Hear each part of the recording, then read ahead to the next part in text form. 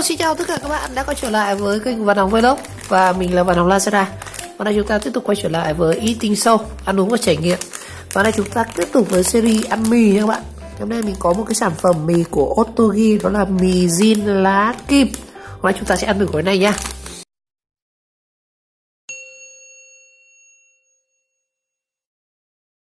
Chờ gần lâu lắm rồi tôi mới làm lại cái series ăn mì này. Đây là có một cái sản phẩm mới của Ottogi. Rồi, mì lá kim em ạ. Tôi chẳng biết nó cay hay là nó như nào. Mua về ăn thử. Có này như giá chỉ có khoảng 12k sao ấy, 12k thôi. Đây, cái này thì hạn sử dụng của nó in rất là to luôn này. Từ 4 tháng 10 đến 3 tháng 6, như vậy là khoảng tầm 8 tháng. 8 tháng. Mì này của Hàn Quốc nha các bạn. Jin này mình không biết ở bên Hàn Quốc cái Jin nó là gì, nhưng mà đây là mì theo công nghệ của Hàn Quốc. Rồi, bao gồm có lá kim cắt nhỏ và nướng các bạn. Cái lá kim này chắc là kiểu nó giống như là cái gì nhỉ, lá rong hay sao ấy, không biết có phải không, chưa bao giờ luôn.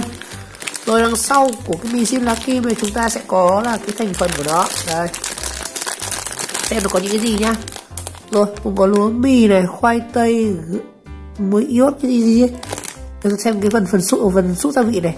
Cũng có muối, đường, bột nước tương, đạm, cái gì ớt đỏ, cái này chắc là cay đúng không ạ? Bột nhão, chiết xuất nấm men, bột tỏi. Tôi chả thấy lá kim gì kìa.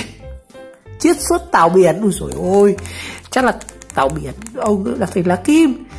Hỗn hợp có bắp cải, đây, hành lá, ui dồi. Đây lá kim này, nó có chắc là nó có riêng một gói lá kim anh ạ. Đây, lá kim nướng. Ôi dồi ôi, ông xem cách để nấu mì này như thế nào. Mì này cho chúng ta 500ml nước vào rồi, cho nước sôi thì chúng ta thả gia vị và mì. Như vậy cái mì này mì nước các bạn. Rồi, ok, đơn giản. Có một cái đặc điểm của cái mì này là không dùng cho người các cái dị ứng như bạn. Không biết có dị ứng với cái gì. Đây, thương hiệu mì Jin là tiêu biểu của Ottogi cho tiếng Hàn mà nghĩa là thật. Chữ Jin này là tức là thật các anh em nhé. Như kiểu Jin ý, hàng Jin ý. Đó, mà Jin này Jin không phải Jin Z như Việt Nam. Ok. Bây giờ mình sẽ cắt ra xem bên trong nó có gì nhá. Một cái gói này thì nó có dung khối lượng là khoảng 122g các bạn. Nấu 4 phút nhá. Mì này thì nó tự dạng cũng khá là dai. Rồi, lava ramen. Đó, cắt ra xem nào. Rồi bây giờ tôi sẽ cắt ra xem bên trong cái mì Jin này thì nó có những cái khỉ gì nhá. Chúng ta cũng đã hiểu được thuật ngữ Jin là như nào. Jin tức là thật. Đó. Đây, như vậy trong nó có mấy gói gia vị rồi nhỉ. Đầu tiên là chúng ta sẽ đến với cái vắt mì. Ui cha, cái vắt mì vuông các bạn. Cái vắt mì vuông khá là to. Cái mì này sản xuất ở Việt Nam như bạn. Đây, công ty Ottogi. Nhưng mà nó làm theo công thức của Hàn Quốc. Đó, nên giá thành nó rẻ. Còn nếu mà mì mà nhập khẩu từ Hàn Quốc về Việt Nam thì giá thành nó rất đắt, từ tầm 20 đến 20 mấy nghìn thôi. Còn cái mì này nó làm theo công nghệ của Hàn Quốc và nó có nhà máy ở Việt Nam. Đó, của những Ottogi luôn. Rồi gia vị này, gia vị mới là cái điểm nhấn của gói này. Như vậy nó sẽ có riêng một gói gọi là gói lá kim. Lá kim nướng các bạn. Khá đặc biệt. Đây chính là cái điểm nhấn của cái mì này. Nó có gói này. Và chúng ta sẽ có là 2 gói súp. Một gói là gói súp, gói gia vị đó, màu bạc. Một gói nữa là gói hỗn hợp rau củ sấy gô. Đó. Như vậy được 3 gói gia vị. Rồi, trước hết là mình cắt thử cái gói lá kim này xem như thế nào nhá.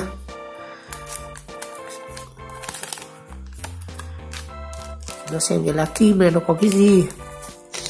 Nhiều anh em chưa biết lá kim không? Ngay cả bản thân người làm review như mình cũng chưa biết lá kim này như thế nào. Đây, lá kim đây anh em. Nhìn nó giống kiểu rong biển á. Đây, cái điểm nhấn của mì Ottogi lá kim chính là cái này. Nó có rất nhiều các cái lá như này. Cái này tí nữa không biết là nấu lên nó có nở ra như nào mình cũng chưa biết, tại chưa ăn bao giờ luôn. Đây là cái lá kim nhá, có rất nhiều luôn. Chỗ này không thấy ghi là bao nhiêu lạng lá kim nhỉ. Đây mình sẽ ăn thử cái này sống xem như nào. Đây, nó như kiểu là rong biển ấy. Mình ăn thử một lá nhá, xem nhá.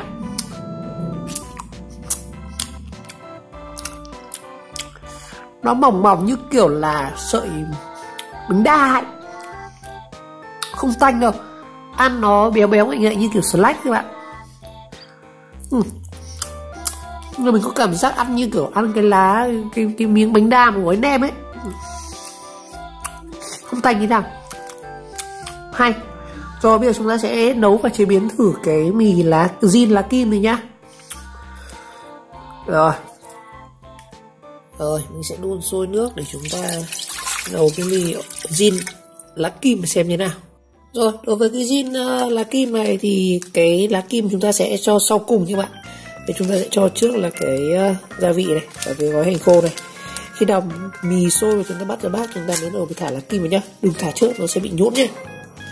Rồi xem có gia vị này nó như thế nào nào.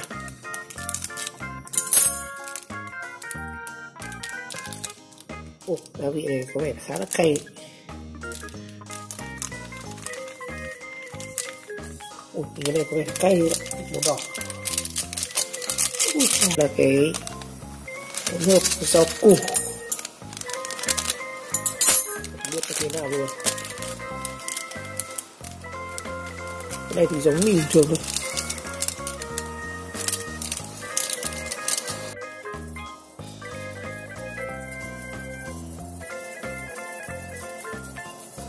Rồi nước sôi rồi, mình sẽ cho bát mì vào.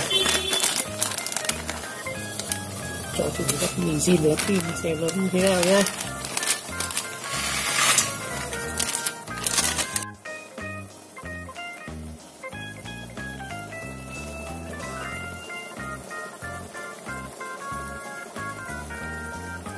Vậy như nước của nó có vẻ khá là cay các bạn, mình thấy nó khá là hăng. Sợi mì thì có vẻ rất là dai luôn. Nấu khoảng tầm 1 phút rồi nhưng nó còn rất là cứng luôn. Cái sợi mì nó còn bám với nhau rất là sát rồi.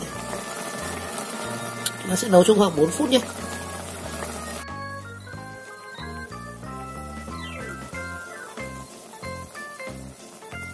Rồi như vậy sau khoảng 4 phút rồi bạn, sợi mì bắt đầu nó cũng nở ra khá là to rồi.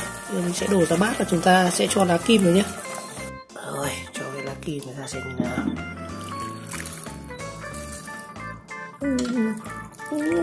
Chao rồi, nhiều phết. Rồi bây giờ chúng ta mới cho cái lá kim này vào cuối cùng nhé các bạn. Nhớ là cái này chúng ta sẽ cho khi mà nó thành bát mì này rồi. Cho trước mà nó sẽ bị kiểu như là nó bị nát mất nhá. Đó. Ăn nó dầm lên. Đấy, đúng như này. Rồi, bây giờ chúng ta sẽ ăn thử cái mì zin lá kim này nhá. Đấy các bạn. Thấy không? Cho nước vào bắt đầu nó cái này nó mủn ra rất là nhanh. Đó. Bây giờ nó giống như kiểu lá lốt ý. Sẽ thử trước cái lá này xem nào. Đấy, lá này. Sau khi mình nhúng ra này. Đó. Thử xem nhé.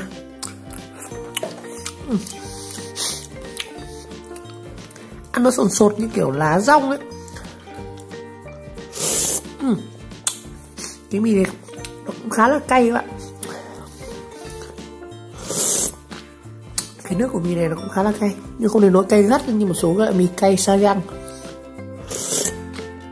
Thường mình thấy Ottogi thì nó cay dịu hơn rất là nhiều. Saigon thì nó rất là khiếp luôn. Nước có vị hơi chua, cay, khá là dễ ăn. Quay sát rõ hơn để cho bạn có thể thấy mì này. Thì chúng ta sẽ đến với một thành phần rất quan trọng, chính là sợi mì.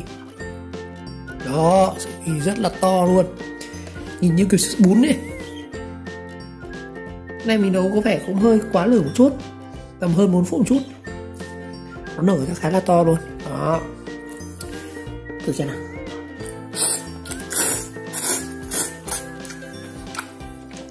Mềm, khá là mềm, tại mình nấu khá là lâu. Ngon.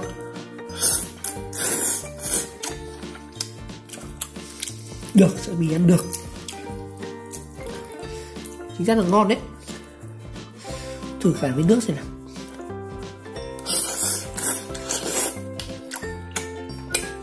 Ngon lắm ạ. Nhưng mà mình thấy nó hơi giống mì kim chi một chút, nhưng mà nó không chua như mì kim chi. Cái này nó cay dịu hơn. Và điểm nhấn duy nhất của nó là có cái món lá kim này rắc ở trên. Cái lá này người ta đã nướng rồi. Đó, và cắt nhỏ ra.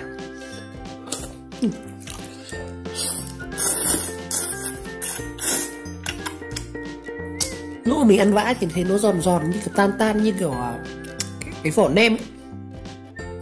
Nhưng mà khi cái này nó nhúng nước mà ăn thì nó như kiểu là cái rong biển thôi. Khi mà nhúng nước nó như vị rong biển thôi. Trải nghiệm lạ, chua ngon lắm. Trời lạnh, cái này ngon này. Được, mình ăn cũng thích. Mình khoái cái sợi mì to này, ăn nhúng bún nhưng mà nó vẫn dai, không mềm như bún đâu. Sợi thì nó to như bún thôi, mà nó vẫn rất là dai. Ăn kiểu như sợi này nhai nó sướng, không như kiểu sợi mì Việt Nam làm đâu. Nó sợi mỏng, sợi to này đúng là sở trường luôn này.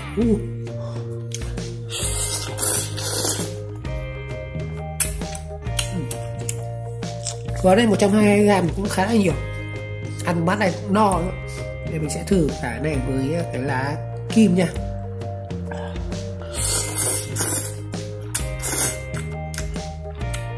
Cái này chứ không phải là kim nhé, cái này là cái hành khô này.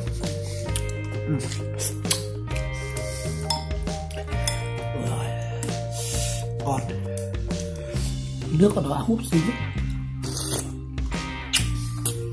nó giống kiểu mì kim chi. Đây, có một tí thịt bò này, chà, cái là thịt bò khô. Được.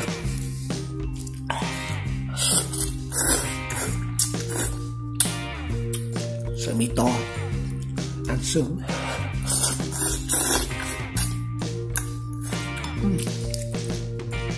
Rốt này, ra những cái rau củ này người ta cho gọi là điểm qua thôi các bạn. Mình hoàn toàn mình có thể cắt cà rốt ra mình cho thêm vào nhé. Ở đây mình ăn nguyên bản người ta cho như thế, review chân thực mà. Chứ mình chế biến thì nó có khi nó ngon gấp tỷ lần. Cái đống lá kim này rồi.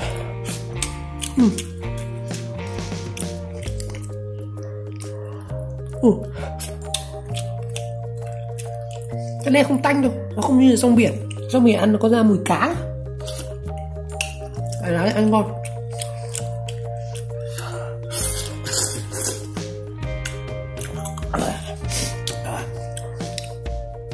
Nhiều phết đấy. Chung là cũng ấn tượng, độc đáo.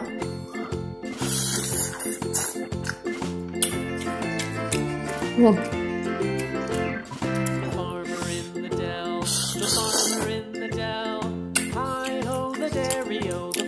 Bạn nào muốn cái mì này sợi nó to hơn các bạn có thể nấu nó hơn một chút nhá.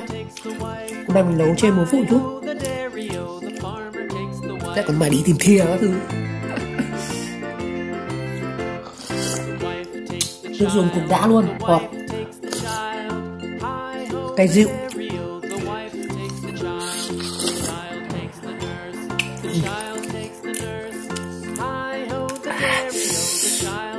Lạnh lạnh ăn này sướng này.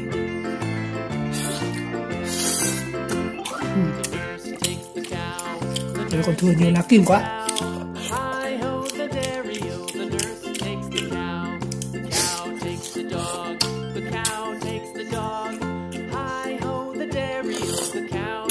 Cái lá này mình ăn thấy nó cũng lá lá kiểu như lá rong biển. Nhưng mà ngon.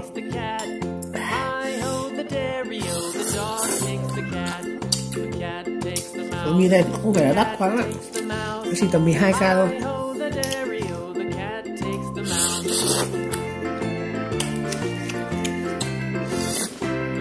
Mắc hơn so với mì thường, nhưng mà so với các cái mì của Hàn Quốc thì rẻ hơn, mà ăn thì chất lượng y hệt à, ngon đấy.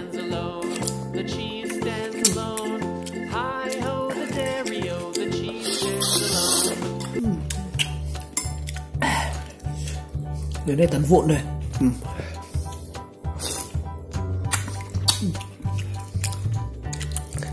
Trời, lá kim còn thừa bao nhiêu rồi.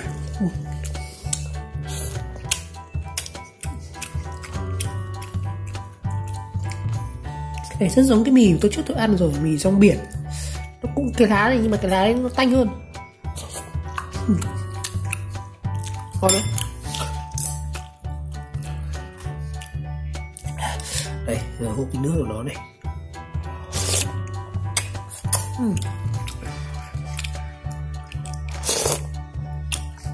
Ngon.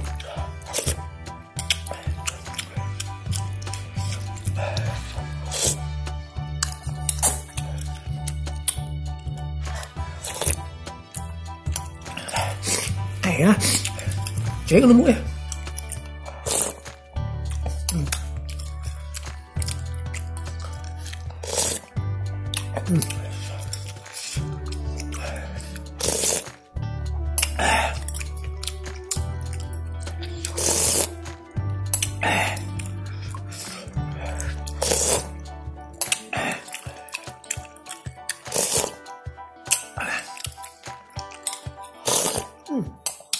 Cái nước dùng của nó ngon lắm,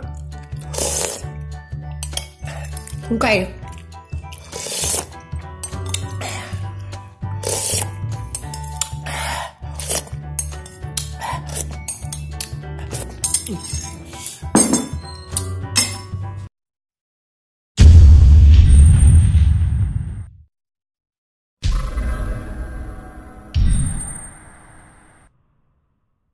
Rồi, như vậy ngày hôm nay chúng ta đã trải nghiệm mì jin lá kim của Otogi. Mình thấy ra rằng đối với gói mì jin này thì nó cũng có những cái điểm hết sức đặc biệt, như là cái sợi mì của nó rất là to, nước dùng thì cay dịu và rất là dễ ăn đối với như là bạn sợ ăn cay ấy, hoặc là thích cái kiểu mì giống như mì kim chi thì mì jin lá kim cũng là một sản phẩm hết sức ấn tượng. Và cái điểm đặc biệt nữa của mì jin lá kim là chúng ta sẽ có một gói lá kim riêng. Cái lá đấy ăn sống thì nó rất là giòn giống cái slack, và khi mà chế biến với cái mì jin này thì ăn nó cũng khá là ngon, nó lạ, ăn giống kiểu mì rong biển. Rồi một lần nữa cảm ơn các bạn đã theo dõi video clip, và nếu thấy video hay và ý nghĩa thì các bạn nhớ like, subscribe kênh để chờ đón các video tiếp theo. Chúng ta sẽ có những cái trải nghiệm ăn mì khác nha.